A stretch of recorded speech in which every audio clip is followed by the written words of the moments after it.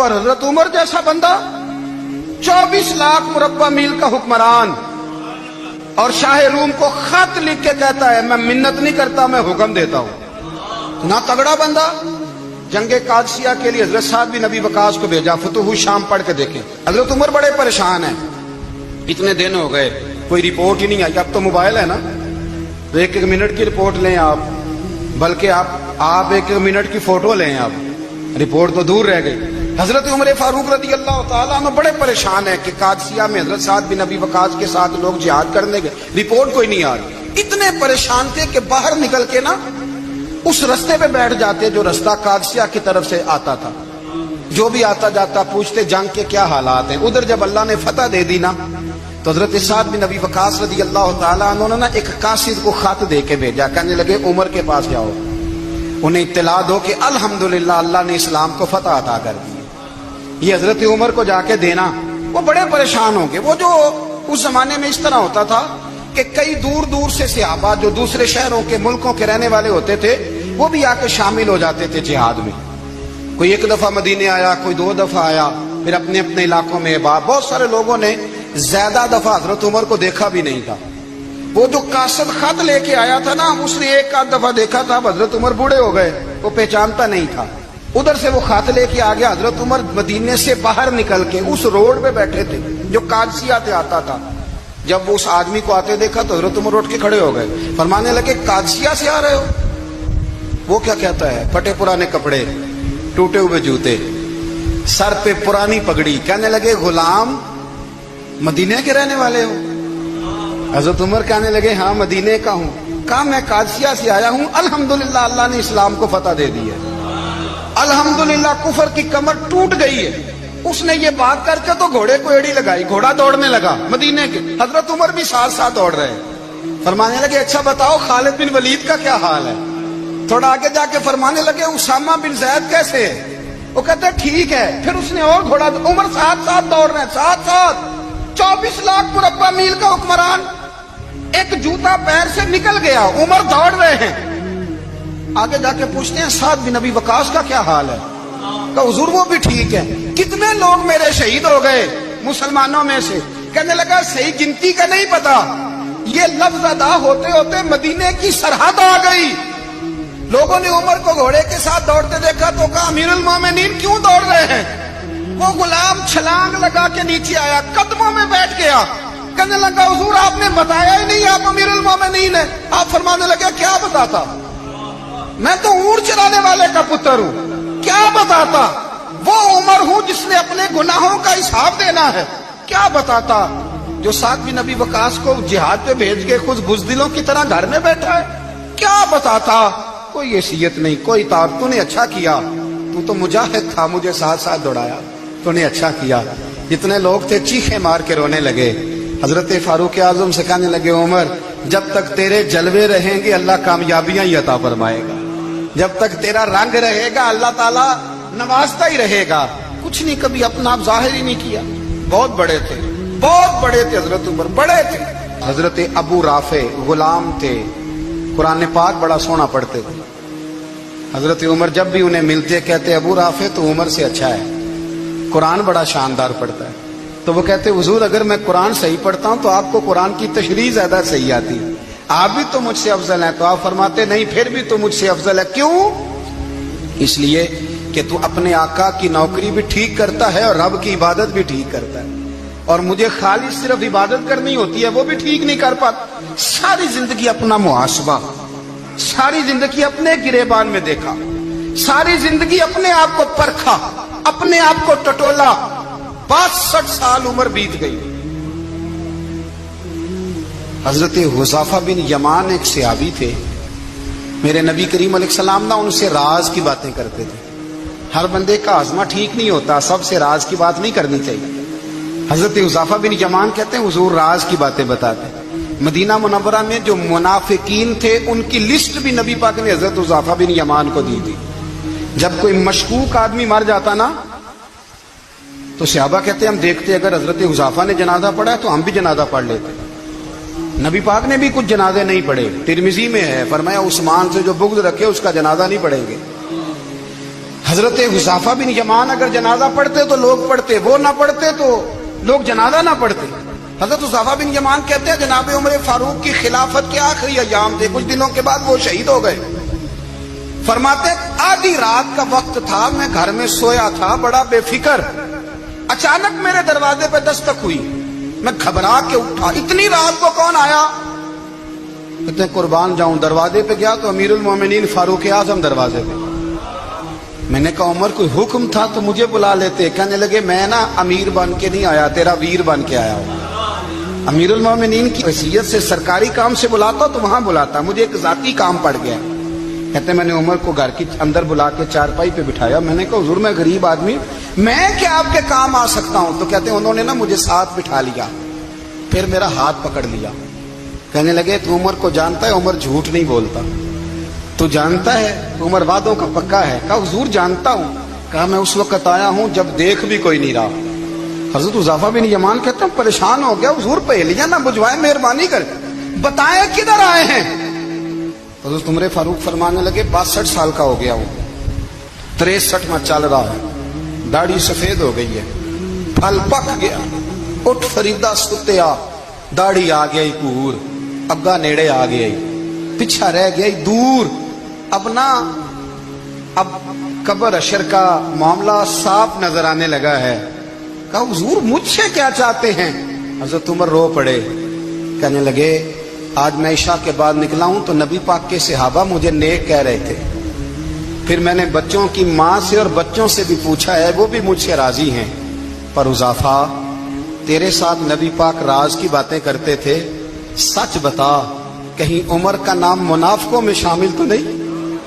سچ بتا ان منافقین میں تو شامل نہیں، کہیں اوپر سے تو نہیں سارا کچھ؟ حضرت حذیفہ بن یمان کہتے ہیں میں باپ کے مرنے پہ اتنا نہیں رویا جتنا عمر کے سوال پہ رویا۔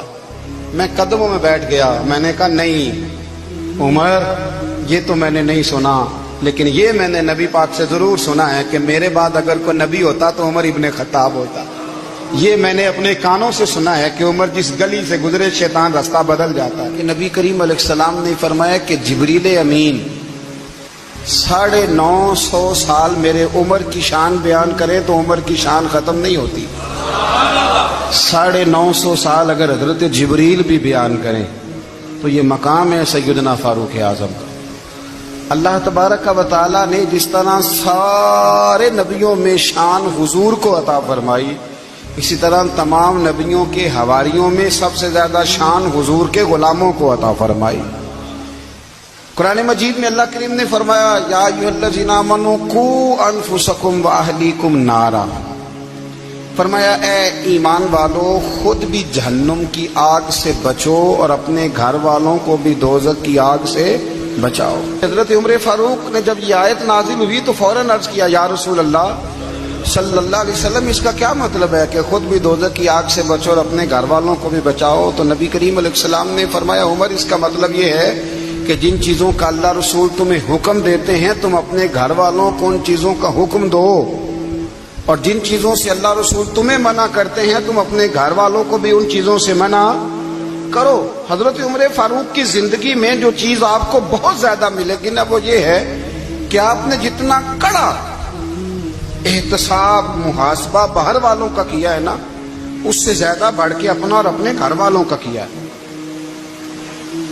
یہ بڑا عجیب معاملہ ہے کہ ہم جتنے لوگ ہیں ہمارا معیار یہ ہے کہ سامنے والا غلط ہے اور میں ٹھیک، یعنی دوسرے کا بچہ گلی میں نظر آ جائے تو اس کی غلطیاں نکلنی شروع ہو جائیں گی، اور میرا بچہ سارا شہر گھوم آئے ایک ٹائر پہ موٹر سائیکل پہ تو ہم کہتے ہیں کہ ابھی بچہ ہے، انشاءاللہ سیانا ہو جائے گا۔ اگر ابا جی آج تک سیانے نہیں ہوئے کس کو سمجھا لیں، تو پھر بیٹے کا سیانا ہونا تو ہو سکتا ہے کہ وہ 60-70 سال لگ ہی جائیں۔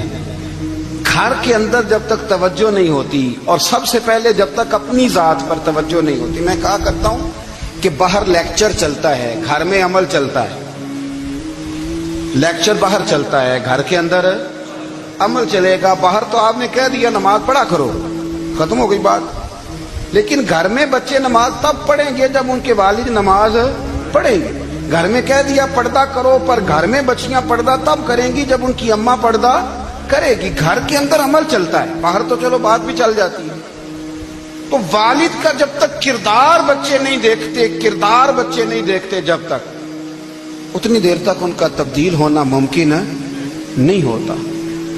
حضرت عمر فاروق رضی اللہ تعالیٰ عنہ باہر والوں کا بھی بڑا سخت حساب کرتے تھے. بڑا ایک گورنر صاحب نے لباس بڑا شاندار پہننا شروع کر دیا تھا, تو حضرت عمر نے اتروا کے نا تو انہیں ٹاٹ کا لباس پہنا کے تو اونٹ چرانے کی ڈیوٹی دے دی. اتنا سخت احتساب کرتے. کسائی کی دکان پر بھی 1-2 گھنٹے کھڑے ہوتے تھے. جو آدمی مسلسل 2 دن گوشت خریدتا تھا نا, فرماتے تھے اس کا ٹیکس بڑھا دو, لوگوں کو دال نہیں مل رہی اور یہ روز گوشت کھاتا ہے. حضرت فاروق اعظم, اس کو جزیہ کہا جاتا تھا, یا کچھ اور معاملات ہوتے تھے, بڑھا دیتے تھے. مسلسل جو 2 دن آدمی گوشت کھاتا تھا, فرماتے تھے مدینے میں غربت ہے, اگر یہ والا نظام تم کرو گے تو غریب لوگ کس کی طرف دیکھیں گے. لیکن اس سے زیادہ بڑھ کر جو ان کی زندگی کا معیار اور سٹیٹس تھا وہ یہ تھا کہ اپنے گھر کا خاص خیال رکھتے, خاص توجہ کرتے. ملک شام سے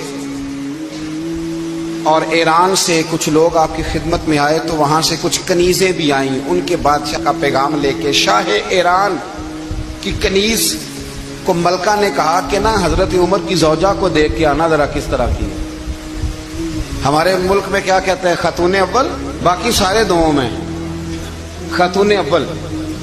ذرا خاتون اول کو دیکھ کے آنا. تو وہ جب آئی نا گھر میں ملنے, تو کہا کہ مجھے میری ملکہ نے کہا تھا کہ عمر کی زوجہ سے, اہلیہ سے ملاقات کر کے آنا. تو حضرت عمر کی اہلیہ نے نا ایک جوڑا کپڑوں کا دے دیا ملکہ کے لیے, اور ایک خوشبو کی شیشی دے دی. اب جب وہ تحفے وہاں گئے تو اس ملکہ نے نا کچھ سونے کا سامان بھیجا, کچھ زیورات بھیجے, کچھ تحائف بھیجے. جب حضرت عمر کے گھر آئے نا, وہ خادم لے کے آیا, اس نے کہا جی آپ کی اہلیہ نے تحفے بھیجے تھے. تو جواب میں شاہ ایران کی بیوی نے, یہاں جس ملک کا وہ سفیر تھا, انہوں نے بھی یہ بھیجے ہیں. تو حضرت عمر فاروق نا وہ تحفے لے کے گھر گئے, تو جا کے کہنے لگے اپنی اہلیہ سے, یہ تو کب سے تحفے تحائف بھیجنے لگ گئی ہے, یہ کب سے نظام شروع ہو گیا؟ تو کہ حضور تحفہ دینا لینا تو ٹھیک ہے, سنت ہے, محبت بڑھتی ہے, تو یہ کوئی قباحت نہیں, اور میں نے اپنی ذاتی استعمال کے لیے جو چیزیں رکھی تھی وہ میں نے دی ہیں. تو حضرت عمر فاروق رضی اللہ تعالیٰ عنہ فرمانے لگے, ہم نے کسی ملک کے ساتھ اور اس کے بادشاہ کے ساتھ ذاتی تعلق نہیں بنانا, تعلق جو بھی بنے گا رسول اللہ کے دین کی برکت سے بنے گا. ذاتی رشتے نہیں ہم نے قائم کرنے. ذاتی آپ کے ملک کی جو ایئر لائن جس کا ہر سال خسارے کا ڈنڈورا پیٹا جاتا ہے نا, وہ ہمارے بادشاہ صاحب اور صدر صاحب اگر غیر ملکیوں کو گھوڑا کبھی بھیجنا ہو نا, گھوڑا, تو پورا ایک جہاز گھوڑا لے کے تحفے میں جاتا ہے, پورا جہاز. غریب قوم کا یہ سرمایہ, اور قوم بڑی بادشاہ ہے, لائنوں میں لگ کے ووٹ دیتی ہے.